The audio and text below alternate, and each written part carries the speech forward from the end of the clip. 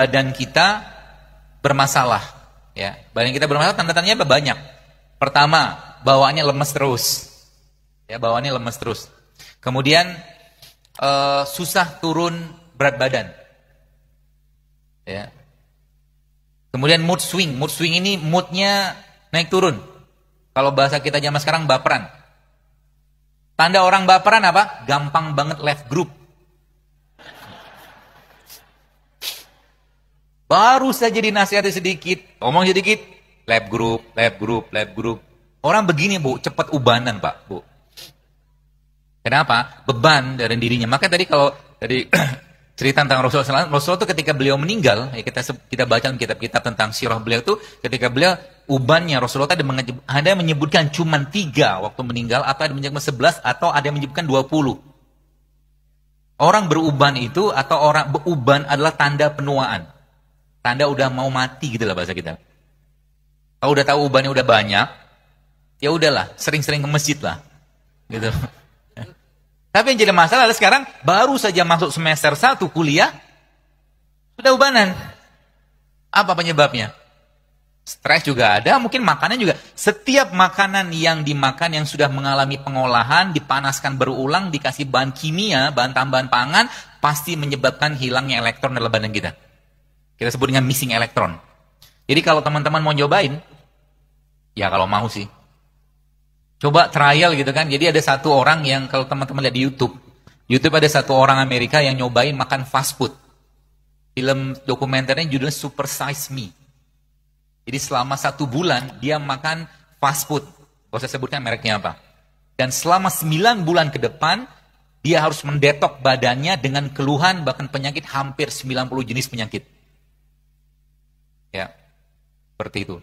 Ya, yang akhirnya dia bisa kembali, tapi itu butuh waktu yang lama. Jadi kalau Anda, ya kalau teman-teman di sini pikirkan baik-baik, kita tuh bersyukur banget Allah ciptakan kita dari tanah. Ya, dalam surat Al-Mu'minun Allah katakan walaqad khalaqnal insana fi ahsani taqwim. Allah walaqad khalaqnal insana min sulalatin min tin, maaf. Dan kami ciptakan manusia dari saripati tanah.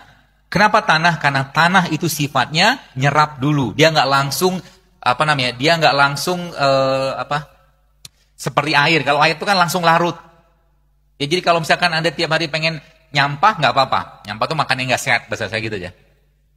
Tapi ingat, dia akan terserap, sampai akhirnya sebelum penyakit itu datang, ya, dia ngasih sign dulu. Signnya berupa apa? Keluhan. Tadi saya sebutkan tadi ada mood swing, kemudian bawaannya marah terus, kemudian cemas nggak jelas, kemudian sensitif dengan makanan tertentu. Kalau dulu Anda bisa makan telur, sekarang nggak bisa makan telur, ada yang nggak beres dengan perutnya. Kalau dulu bisa makan udang, sekarang nggak bisa, ada yang nggak beres dengan perutnya. Kalau dulunya bisa makan katakanlah makanan-makanan yang sifatnya makanan alami gitu kan, sekarang nggak bisa, ada yang nggak beres. Ya, maka kita pahami baik-baik ini teman sekalian. Kemudian juga kalau disebutkan occasional headache, jadi tiba-tiba pusing, tiba-tiba apa gitu loh. Jadi kita ngerti dulu badan kita bermasalah. Jadi kesehatan yang benar bukan nggak ada penyakit, tapi kesehatan yang sejati adalah munculnya vitalitas badan kita. Ya, munculnya vitalitas badan. Jadi kita nggak marahnya terkontrol, ya. Kemudian moodnya stabil seperti itu. Ya, itu tanda-tanda badannya fit. Dan itu hanya bisa didapatkan kalau kita mengurangi makan. Kalau kita mengurangi makan. Ya, dan tanda-tanda orang banyak makan apa? Ya, gemuk.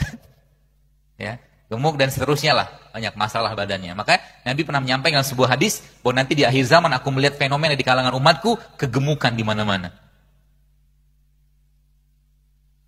Seperti nggak banyak yang gemuk di sini. Ya. Itu. Kemudian ada lagi namanya brain fog. Brain fog itu bawaannya dikit-dikit lupa gitu loh. Tadi kacamata saya di mana ya? Tadi sepatu saya di mana ya? Itu brain fog. Otaknya berkabut. Gitu loh. Kemudian nyeri badan, nyeri sendi, nyeri otot gitu kan. Yang tidak kalah sering banget dialami banyak orang zaman sekarang adalah bad breath. Bad breath itu maaf, mulutnya bau. Mulut yang bau bukan hanya masalah di sini saja, tapi di perut juga banyak masalah situ. Ya, dan badan yang bau. Badan itu maksudnya dia tidak memberikan apa ya? Bukan wangi sih tidak, tapi badannya itu tidak atau mengeluarkan bau tidak sedap. Itu gara-gara apa?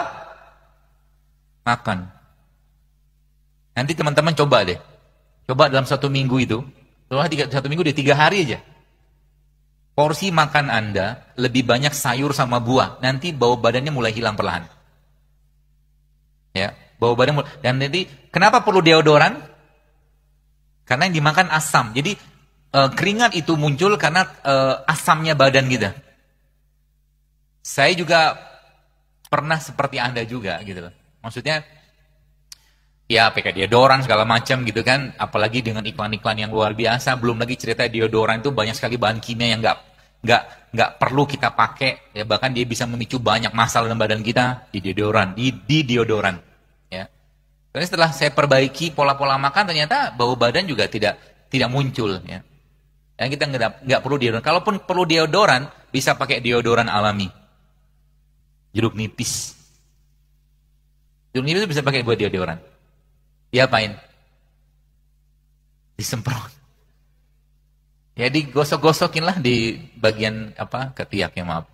Ya, itu deodoran. Ya. Asal jangan makan yang asam-asam. Contoh yang asam apa? Tepung, minyak, nasi, gula. Makan tiap hari kan? Jengkol apalagi mah.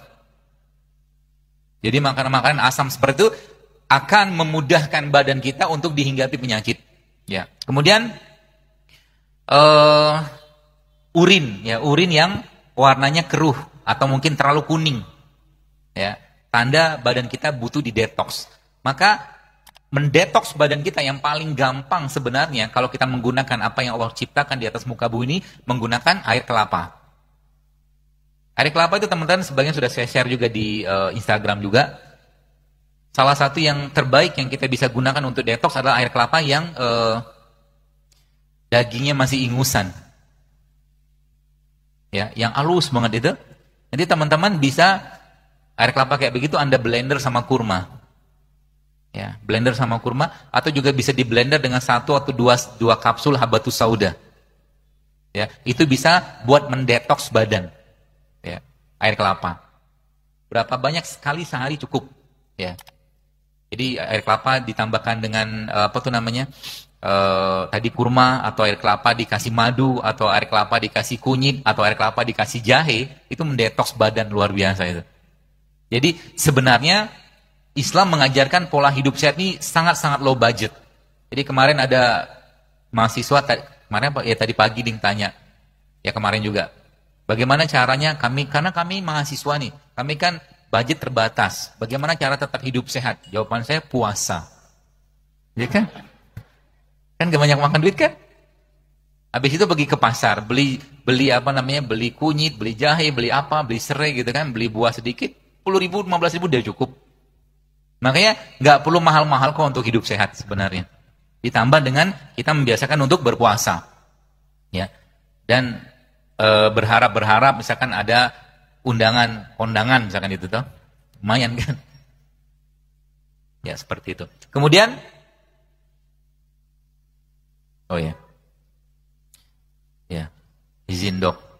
Insya Allah sesi tanya jawab pukul 17:10. Ya, saya izinkan.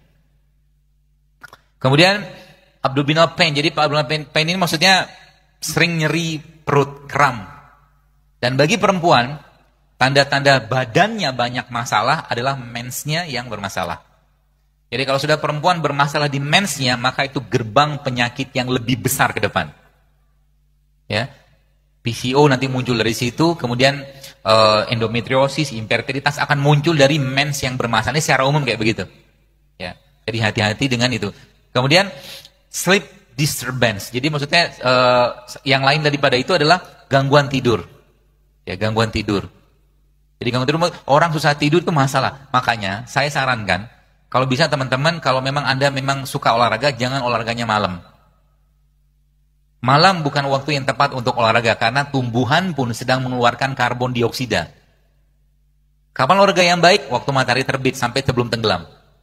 Ya, karena matahari atau tumbuhan masih mengeluarkan oksigen dari proses fotosintesis tadi. Dan memang secara fisiologisnya hormon di malam hari itu beda dengan hormon di siang hari. Kalau malam hari parasimpatik yang bekerja, kalau siang hari simpatik. Maka di situ tadi saya sampaikan bahwa Allah sampaikan malam itu jadikan sebagai istirahat.